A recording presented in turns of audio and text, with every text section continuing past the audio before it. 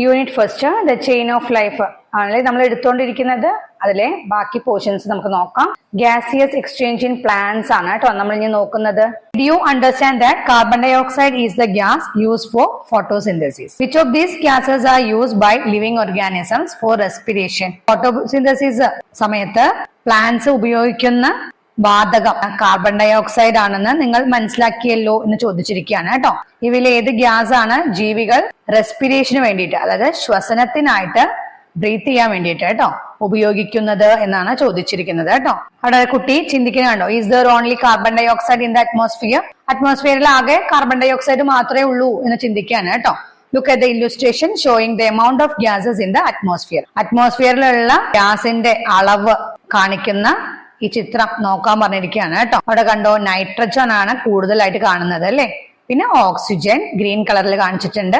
പിന്നെ കണ്ടോ, carbon dye oxide ആണ് ഏറ്റവും കുറവ് അളവിലുള്ളത്. പിന്നെ ആർഗോൺ, പിന്നെ അതേഴ്സ് കേട്ടോ. ഇത്രയും ഗ്യാസസ് ആണ് അറ്റ്മോസ്ഫിയറിൽ അടങ്ങിയിരിക്കുന്നത് കേട്ടോ. പിന്നെ which of these gases are used by living organisms for respiration?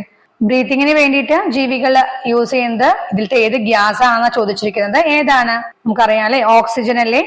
Oxygen is the gas used by living organisms for respiration. Living things breathe to get energy. Don't you think that plants also need energy? ജീവികള് എന്തിനാണ് breath ചെയ്യുന്നത്? Energy കിട്ടാൻ വേണ്ടിയിട്ട് അല്ലെ. പ്ലാന്റ്സിനും energy ആവശ്യമാണെന്ന് നിങ്ങൾ കരുതുന്നില്ലേ എന്ന് ചോദിച്ചിരിക്കുകയാണ് കേട്ടോ. പ്ലാന്റ്സിന് എനർജി വേണോ? വേണല്ലേ. എന്താ കാരണം? പ്ലാന്റ്സ് എന്ന് പറഞ്ഞത് ലിവിംഗ് തിങ്സ് തന്നെയാണ് അല്ലെ. അതുകൊണ്ട് അവർക്ക് എനർജി ആവശ്യമുണ്ട് അല്ലെ. Yes, plants also need energy.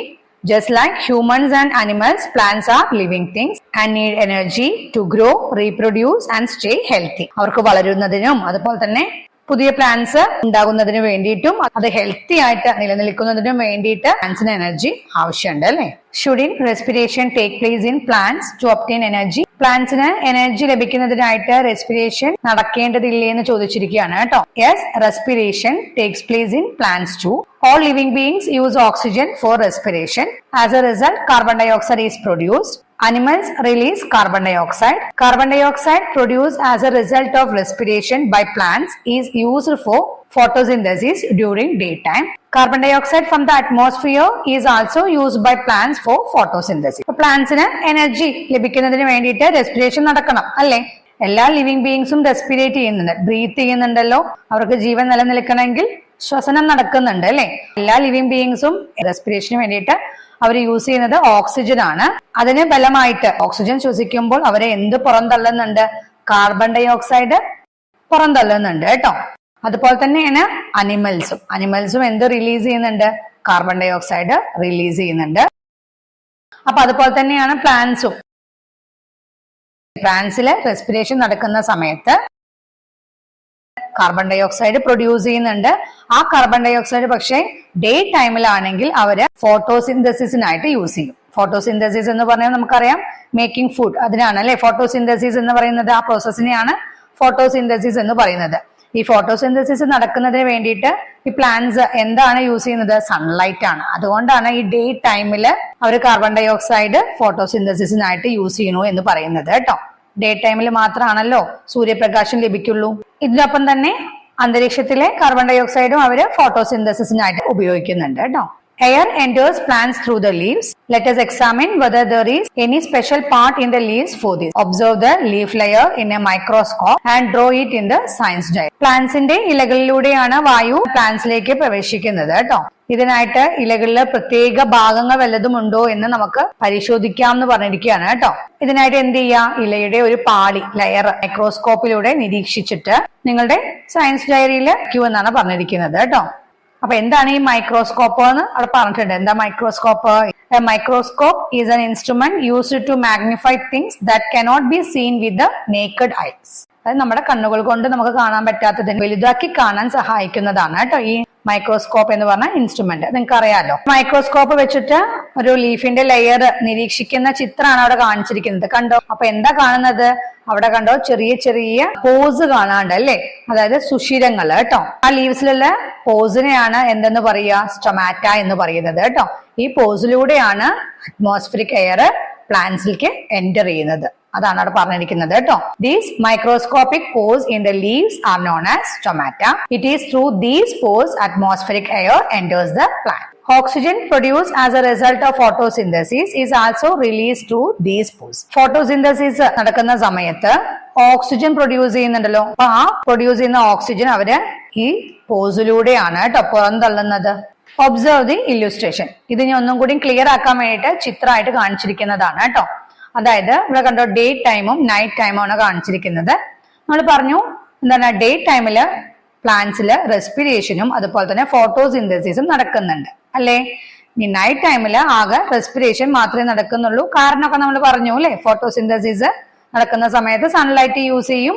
അപ്പോ ഡേ ടൈമിൽ മാത്രമേ സൺലൈറ്റ് ലഭിക്കുകയുള്ളൂ പ്ലാന്റ്സിന്, നൈറ്റ് ടൈമിൽ സൺലൈറ്റ് ലഭിക്കുന്നില്ല അല്ലേ.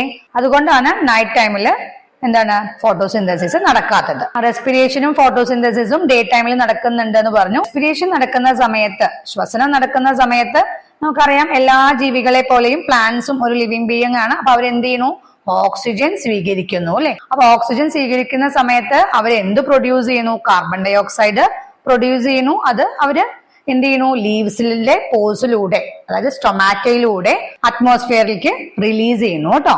ഡേ ടൈമില് ഫോട്ടോസിന്തസിസ് സമയത്ത് കാർബൺ ഡൈ ഓക്സൈഡ് സ്വീകരിച്ചിട്ട് അപ്പൊ ഉണ്ടാകുന്ന ഓക്സിജൻ അവര് പുറന്തള്ളുന്നു കേട്ടോ. അതാണ് അവിടെ പിക്ചറിൽ കാണിച്ചിരിക്കുന്നത് കേട്ടോ. ഈ നൈറ്റ് ടൈമിൽ നോക്കൂ, അവിടെ റെസ്പിറേഷൻ മാത്രമേ നടക്കുന്നുള്ളൂ. നമുക്കറിയാം റെസ്പിറേഷൻ സമയത്ത് പ്ലാന്റ്സ് ഓക്സിജൻ അബ്സോർവ് ചെയ്യുന്നു, കാർബൺ ഡൈ ഓക്സൈഡ് റിലീസ് ചെയ്യുന്നു കേട്ടോ. Do plants release only oxygen? Discuss. Plants oxygen മാത്രമാണോ റിലീസ് ചെയ്യുന്നത്? ഡിസ്കസ് ചെയ്യാനാ പറഞ്ഞിരിക്കുന്നത്. പ്ലാന്റ്സ് ഓക്സിജൻ മാത്രമല്ല റിലീസ് ചെയ്യുന്നത് അല്ലെ, കാർബൺ ഡൈ ഓക്സൈഡും റിലീസ് ചെയ്യുന്നുണ്ടല്ലോ. അപ്പൊ അത് എഴുതാം, no plants do not release only oxygen. പിന്നെ നമ്മൾ കണ്ടിരുന്നു ഡേ ടൈമിലും നൈറ്റ് ടൈമിലും എങ്ങനെയാന്ന് എഴുതുക കേട്ടോ. During day time plants perform both photosynthesis and respiration. Photosynthesis occurs much faster during the day, so plants release a large amount of oxygen. They also release some carbon dioxide during respiration. രാത്രിയുടെ കാര്യം പറയാം. At night plants only perform respiration. Photosynthesis stops because there is no sunlight. Therefore they take in oxygen and only release carbon dioxide. ഇങ്ങനെ എഴുതാം കേട്ടോ.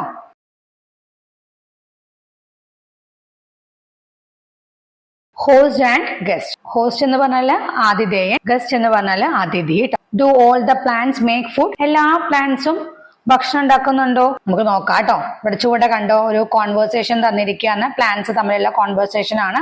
Mango tree, ലോറന്തസ്, Wanda, കസ്കാഡ കേട്ടോ. ഇവർ തമ്മിലുള്ള conversation ആണ് നമുക്ക് കൊടുത്തിരിക്കുന്നത്. അപ്പൊ മാംഗോ ട്രീ എന്താ പറയുന്നത്? I am mango tree. I myself prepare the food I need. ഞാൻ മാവാണ്, എനിക്ക് ആവശ്യമായ ഭക്ഷണം ഞാൻ തന്നെ ഉണ്ടാക്കുന്നു എന്നാണ് മാംഗോ ട്രീ പറയുന്നത് കേട്ടോ. ഇനി ലോറന്തസ്. ലോറന്തസ് എന്ന് പറഞ്ഞാല് ഇത്തിരി കേട്ടോ. I am Loranthus. I also prepare my own food but I absorb water and minerals from these plant. എന്താണ് ഇത്തിരി പറയുന്നത്? ഞാനും സ്വന്തമായിട്ട് ഭക്ഷണം ഉണ്ടാക്കുന്നു, എന്നാൽ ഈ പ്ലാന്റിൽ നിന്നാണ് വെള്ളവും മിനറൽസും അബ്സോർബ് ചെയ്യുന്നത് എന്നാ പറഞ്ഞിരിക്കുന്നത് അല്ലെ, വലിച്ചെടുക്കുന്നത് എന്നാണ് പറഞ്ഞിരിക്കുന്നത്. ഏത് പ്ലാന്റിൽ നിന്നാണ് പറയുന്നത്? മാംഗോ ട്രീയിൽ നിന്നാണ് അല്ലെ. ഇനി വാൻഡ എന്താ പറയുന്നത്? I am vanda. I myself prepare the food I need but I need a place to grow. എന്താണ് വാൻഡ എന്ന് പറഞ്ഞാല്? മരവാഴ കേട്ടോ. ഞാൻ മരവാഴയാണ്, എനിക്ക് ആവശ്യമായ ആഹാരം ഞാൻ സ്വയം നിർമ്മിക്കുന്നു, എന്നാൽ എനിക്ക് വളരാൻ ഒരു സ്ഥലം ആവശ്യമാണ് എന്നാണ് പറയുന്നത് അല്ലെ. അടുത്തത് കസ്കാഡ കേട്ടോ. കസ്കാഡ എന്ന് പറഞ്ഞാൽ ആകാശവള്ളി കേട്ടോ. I am Cuscuta. I do not prepare food.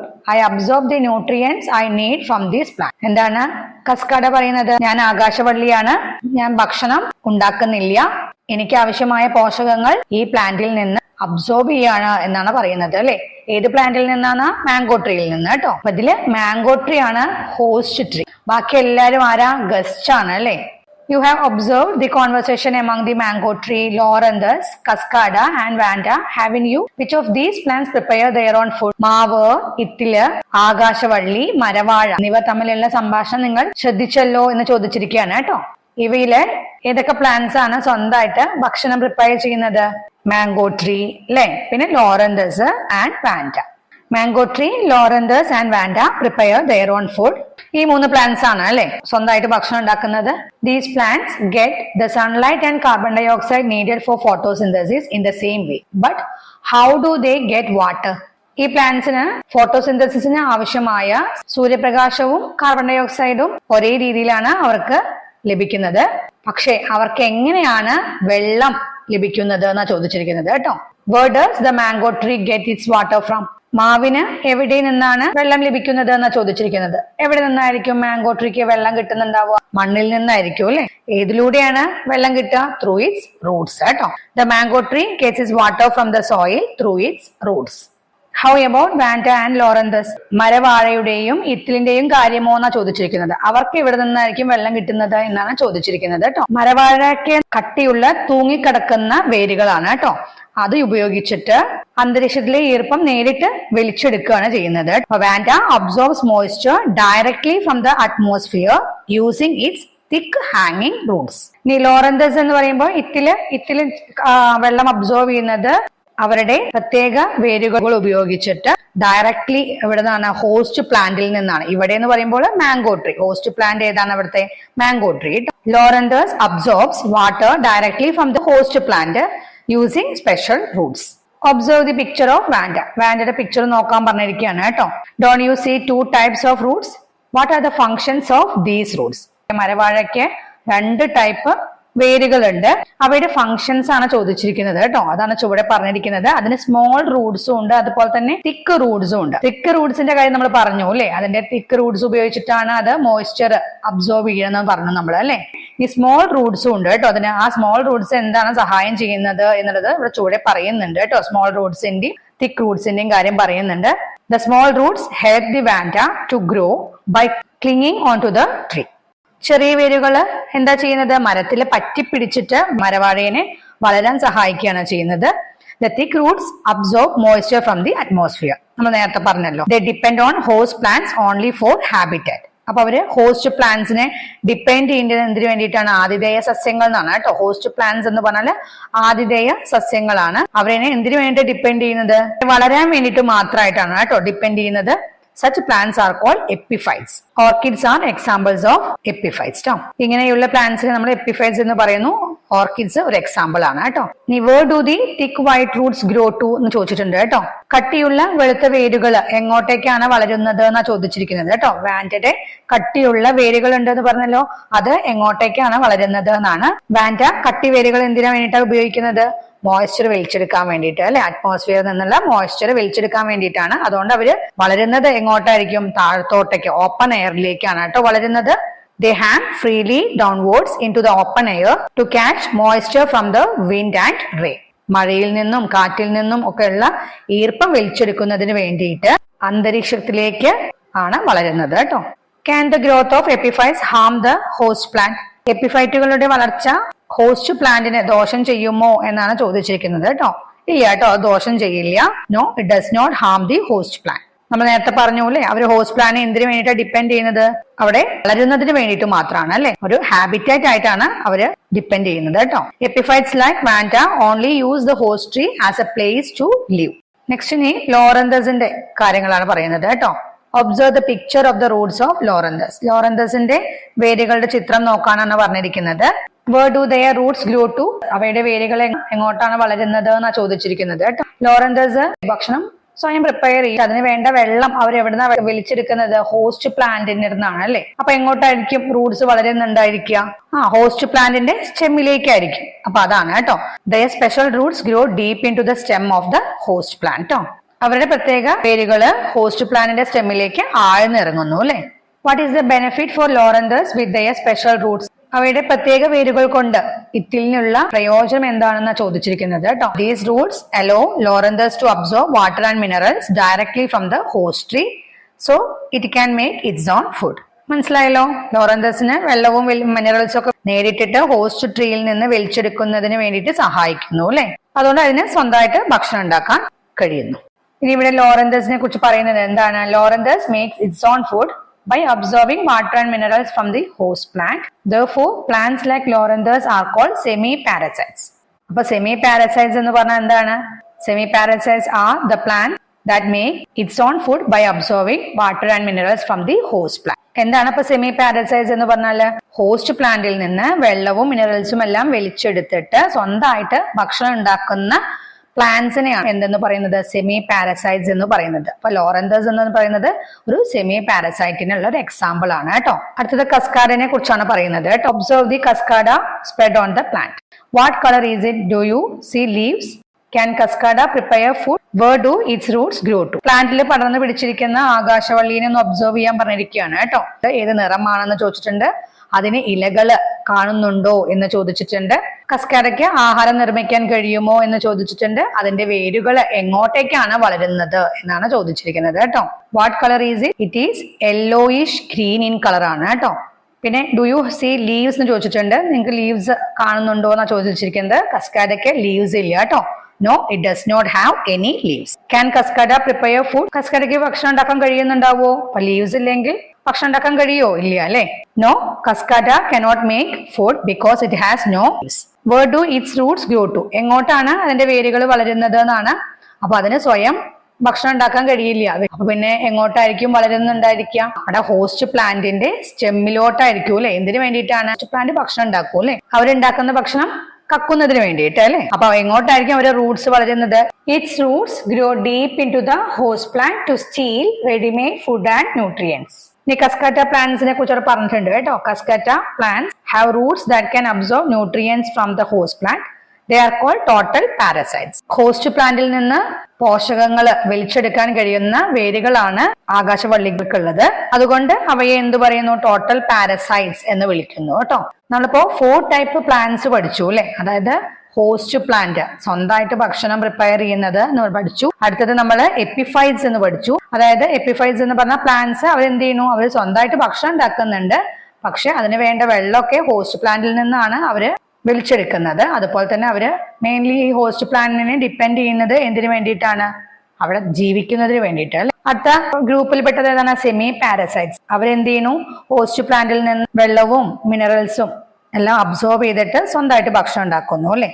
അടുത്ത ഗ്രൂപ്പിൽപ്പെട്ടതാണ് ടോട്ടൽ പാരസൈറ്റ്സ് കേട്ടോ. അവര് മൊത്തത്തിൽ മറ്റുള്ളവരെ ആശ്രയിക്കുകയാണ് അല്ലെ. ബിക്കോസ് അവർക്ക് ഗ്രീൻ ലീവ്സ് ഇല്ല. അതുകൊണ്ട് അവരെന്ത് ചെയ്യുന്നു? ഹോസ്റ്റ് പ്ലാന്റ് ഉണ്ടാക്കിയ ഫുഡ് എന്ത് ചെയ്യുന്നു? കട്ടിട്ട് വളരുന്നു അല്ലെ. അപ്പൊ ഈ ടൈപ്സ് പ്ലാന്റ്സ് ആണ് നമ്മൾ പഠിച്ചത് കേട്ടോ. എന്താണ് പറഞ്ഞിരിക്കുന്നത്? All living beings in nature depend on each other to survive. പ്രകൃതിയിലുള്ള എല്ലാ ജീവജാലങ്ങളും നിലനിൽപ്പിന് വേണ്ടിയിട്ട് പരസ്പരം ആശ്രയിക്കുന്നു. നമ്മളിപ്പോ അതന്നല്ലേ ഈ യൂണിറ്റിൽ കണ്ടത്. അടുത്ത് നമുക്ക് ലെറ്റേഴ്സ് അസസ് നോക്കാം.